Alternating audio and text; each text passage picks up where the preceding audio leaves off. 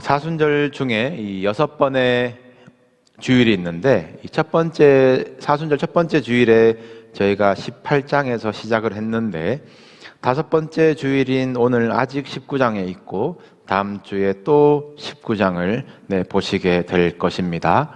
18장 1절에 이 잡히시던 시간부터 결과가 정해진 재판을 받으시고, 골고다 언덕 가셔서 못 박히시고, 이 19장 끝에 이 무덤에 누이시기까지 이 대략 한 15시간 정도 걸렸을 것이다, 이 추정을 하거든요. 그 시간으로 유대인 지도자들과 빌라도가 얼마나 일을 급하게 처리했는지 알 수 있습니다.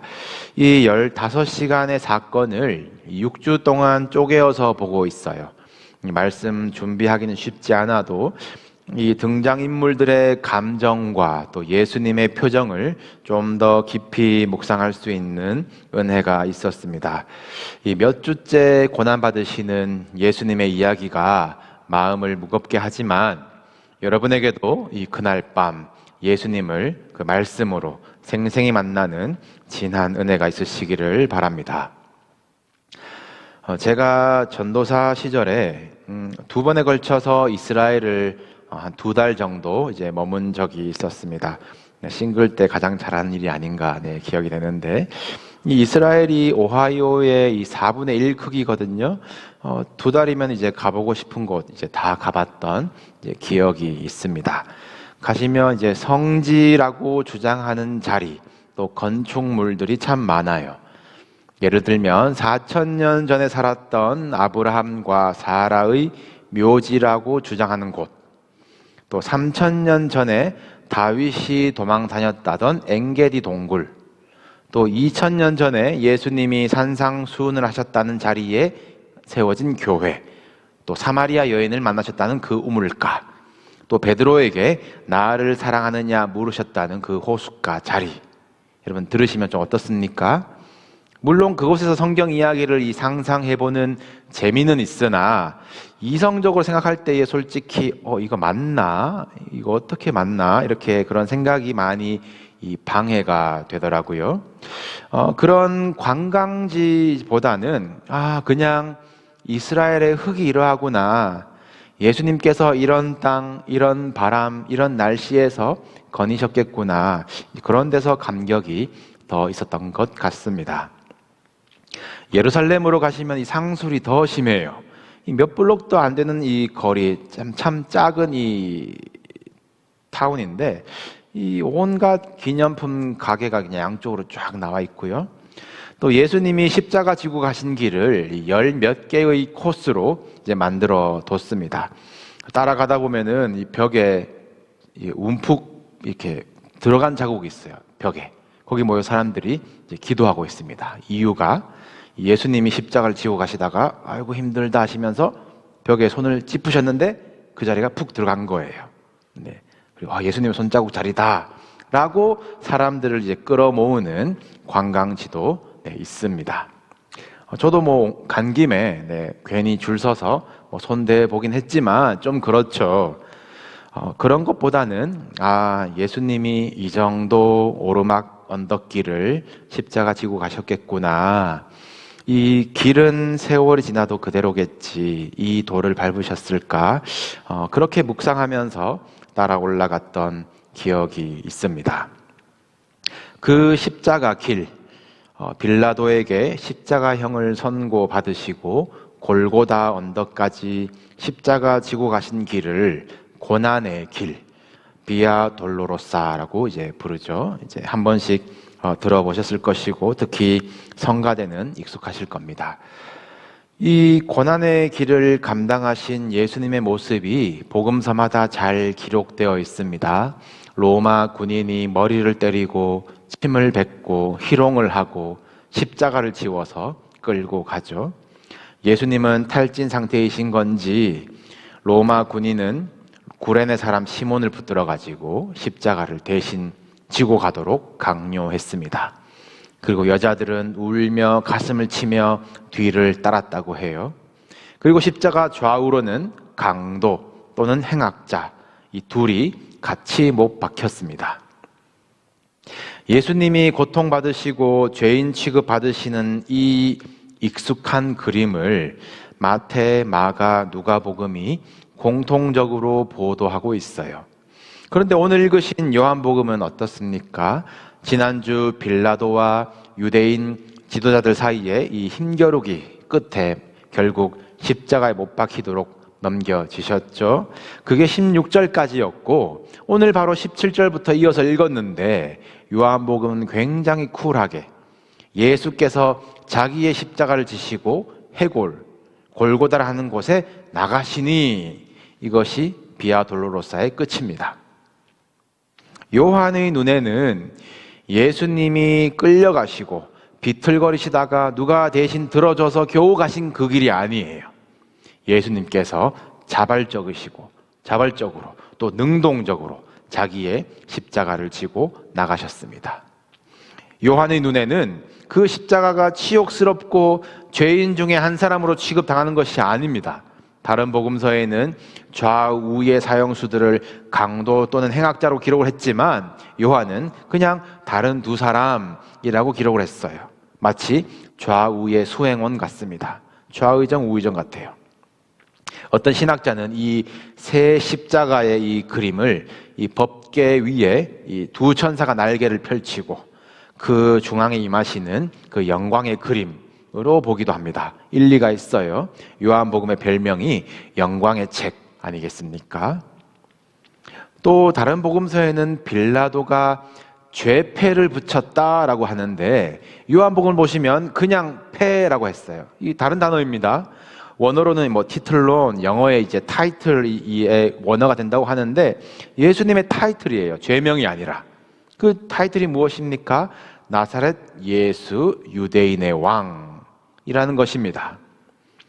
비록 빌라도가 조롱하려고 또 여기다가 유대인 지도자들은 자칭이라는 말을 앞에 붙이자 말자 막 싸우면서 자존심 싸움을 하고 있지만 빌라도는 계속해서 자기도 모르게 이 말씀을 성취하는 자리에 또 자기도 모르게 예수님의 정체성을 계속 선포하는 자가 되어가고 있어요. 요한은 이 패가 세 가지 언어로 쓰여졌다라고 보도합니다. 히브리 말, 정확히는 이때 히브리인들이 썼던 아람어이고요. 그리고는 로마어로 나오는데 라틴어겠죠. 그리고 마지막 헬라, 그리스어입니다. 당시 정신세계, 이 철학세계를 지배하던 헬라어로, 또 법과 정치, 군대의 언어이던 이 라틴어로, 또 그 현장의 말이던 아람어로 누구나 모든 사람이 알아볼 수 있게 선포되는 것입니다. 나사렛 예수 유대인의 왕. 요한은 골고다 언덕을 굉장히 영광스러운 장소로 유대인의 왕, 메시아의 대관식 장소처럼 기억하고 있는 거예요.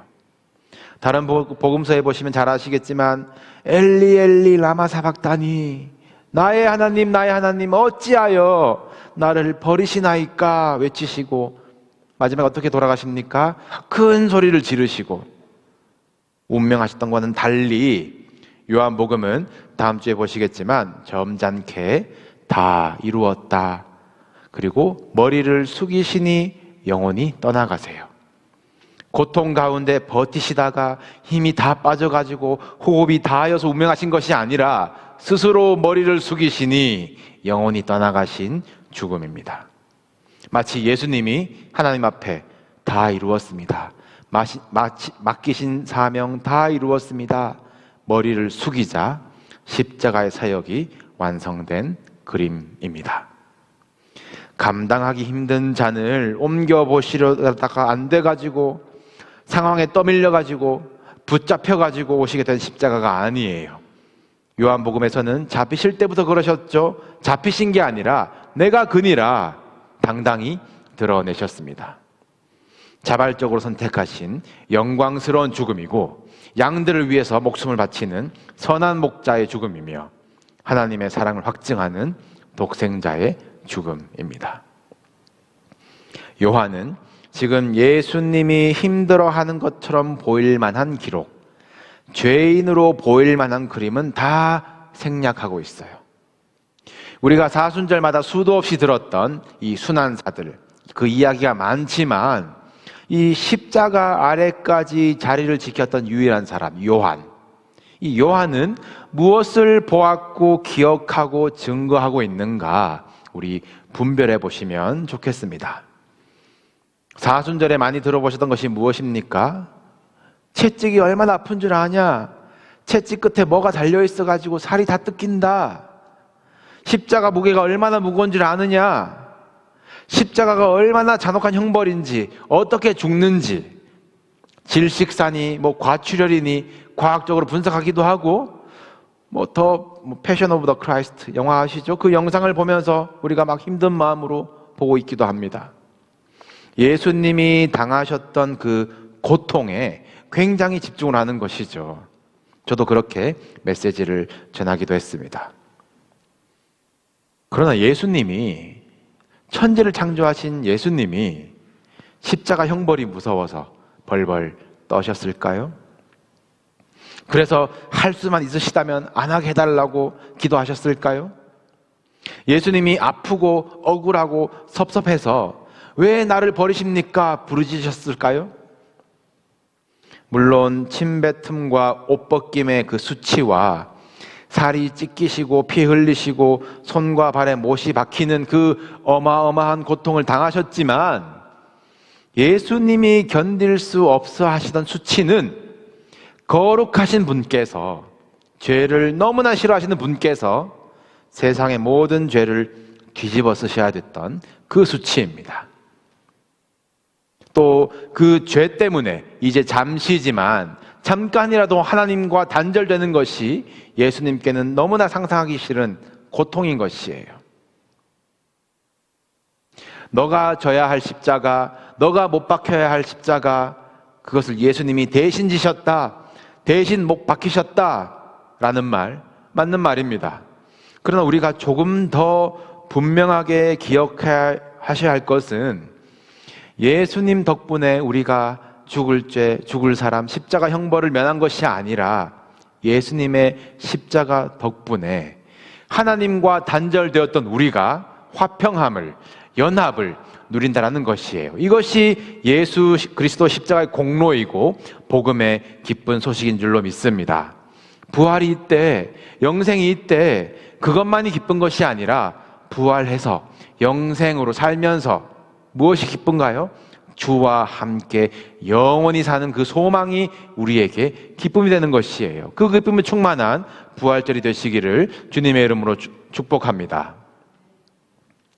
일찍이 대제사장 가야바는 예수를 죽이기로 작정하면서 한 사람이 백성을 위하여 죽어서 온 민족이 망하지 않게 되는 것이 너희에게 유익하다라고 했어요. 예수를 죽여야 우리가 로마로부터 멸망당하지 않는다, 또 로마의 빌부터 사는 우리에게도 유익이다라는 의미였겠지만 역설적으로 온 인류를 구원하시는 예수님의 희생을 예언하는 말이 되어버렸습니다. 빌라도는 이 자가 유대인의 왕이라고, 나에게 까불면 너희도 이렇게 된다라고 조롱하고 있지만 이 또한 역설적으로 온 인류의 메시아 되시는 유대인의 왕이심을 선포하고 있는 것이에요. 말씀을 몰라서 그래요. 동방박사들, 이방인들이지만 알고 왔습니다. 유대인의 왕으로 나신 이가 어디에 있습니까? 경배한 거예요. 동방박사처럼 유대인의 왕, 이 말이 어떤 의미인지 아는 자들, 유대인들과 대제사장들은 빌라도에게 정색을 합니다. 자칭 유대인의 왕이라고 써달라. 빌라도는 싫은데, 내가 쓸 것을 썼는데 양보하지 않습니다. 끝까지 정치이고 끝까지 힘겨루기예요. 오늘 본문에 예수님의 십자가를 바라보는 여러 시선들이 등장을 했습니다. 빌라도는 예수가 왕으로 다스리는 그 나라가 십자가에서 끝났다라고 생각을 했을 것입니다. 그에게 십자가는 내가 섬기는 왕 가이사에게 반역하는 죄의 자리였을 뿐이에요. 유대인들은 저 사람 우리 왕 아니다라고 질색을 합니다. 그들에게 십자가는 나무에 달려 죽은 자, 저주의 자리였을 뿐입니다. 맞습니다. 십자가는 죄의 자리이고 저주의 자리입니다. 그러나 예수님이 그 자리를 영광의 자리로 만드셨어요. 적어도 요한복음에서 예수님은 십자가를 고민하지 않으십니다. 아버지여, 때가 이르렀사오니 아들을 영화롭게 하사 아들로 아버지를 영화롭게 하옵소서. 예수님의 기도예요. 십자가의 때 그 영광의 순간을 고대하셨습니다. 예수님은 십자가를 고통스러워하지 않으십니다. 자기 십자가를 지고 당당히 나가셨어요. 울지 않으십니다. 부르짖지 않으십니다. 십자가 위에서 내려다보고 계세요. 그 표정이 보이시기를 바랍니다. 예수님의 시선에 누가 들어옵니까? 자기의 어머니 마리아를 보십니다. 그리고 사랑하시는 그 제자 요한이 있는 것을 보세요. 여자여 보소서 아들이니이다. 이 말은 어머니 저 보세요, 아들 여기 있어요, 그게 아니라 요한에게 하는 말이에요. 어머니 보소서, 요한 이제 당신의 아들입니다. 요한에게도 말씀하십니다. 보라 너의 어머니라. 그날로 요한이 마리아를 자기 집에 어머니처럼 모시게 됩니다. 마지막까지 어머니를 생각하고 부탁하는 장남 예수님의 효심 정도로만 보시면 안 되고요. 예수님이 사랑하시는 어머니, 또 사랑하시는 제자를 공동체로 묶어주신 것, 십자가 아래에서 새 가족이 탄생된 것, 요한복음이 그려주는 교회의 모습입니다. 본문의 십자가 아래에 또 한 그룹이 있어요. 십자가에 누가 달려있든 자기들 말로 뭐라 적혀있든지 말든지 아무 관심도 없는 자, 로마 군인들입니다. 이들에게 십자가는 내게 무슨 이익이 생기나 였어요. 이들이 예수님의 겉옷을 취하거든요. 이 율법에 보시면 겉옷을 담보로 맡기고 뭘 빌려주어도 이 해지기 전에는 돌려주라라는 명령이 있습니다. 이 겉옷까지 담보를 잡아야 되는 상황이 얼마나 딱하냐, 밤에 얼마나 춥겠냐, 돌려주라라는 이 선행의 율법인데, 이 거꾸로 보시면 이 겉옷이 이 담보가 될 정도의 가치가 있었다라는 말이 되겠죠. 큰 살림이었습니다. 바울도 나중에 디모데후서를 보시면 내 겉옷 갖다 줄래라고 이제 나와 있거든요. 그렇다고 해도 이 피 묻었을 텐데 그 옷을 넷으로 나누자고, 또 속옷은 내가 서로 가지겠다고 그럼 제비 뽑자고 싸우고 있습니다. 이 로마 군인들에게 십자가의 공로는, 이익은, 유익은 겉옷을 얻는 수준에 불과합니다. 십자가 아래에 무슨 이익이 있나, 내가 차지하겠다 다투는 자가 되지 마십시오. 여러분에게 십자가의 의미가 무엇인지 점검하시기를 바랍니다. 빌라도처럼, 유대인처럼, 로마 군인처럼 내 자존심 때문에, 내 기대 때문에, 내 이익 때문에 십자가를 바라보고 있는 것은 아닌지, 그걸 바라고 오실 수는 있지만 아직 그걸 바라고 계신다면 안 되는 것이에요. 십자가를 바라볼 때 하나님의 영광을 볼 수 있기를 바랍니다. 십자가 아래에서 하나님의 통치, 하나님의 나라를 누리시기를 축복합니다. 다시 기억하십시오. 예수님께서 십자가에서 맺어주신 사랑의 공동체, 보소서 아들입니다. 보라 내 어머니라. 우리도 십자가 아래 모인 자들이라면 그래야 하지 않겠습니까? 여러분 옆에 계신 분들이 보라 내 형제라, 보라 내 자매라, 보라 내 자녀라, 보라 내 부모라. 우리가 교회에서 따지고 싶은 자존심과 기대와 이익이 있다면 십자가 아래에 내려놓으시고 예수님이 십자가에서 당부하신 그 말씀을 지키려고 애써 봅시다. 우리는 십자가의 피로 하나 된 교회입니다. 에베소서가 증거하죠. 예수께서 모든 막힌 담을 육체로 허무셨습니다. 원수된 것을 십자가로 소멸하셨다라고 하셨습니다. 우리는 하나님과 화평을 누리며 또 서로 연결된다라고 했어요. 이곳이 교회, 나사렛 예수 유대인의 왕이 다스리시는 하나님의 나라입니다. 이제 사순절 끝과 고난주간과 부활절을 바라보고 있지만 올해는 여러분에게 조금 다른 도전을 드리겠습니다. 얼마나 아프셨을까?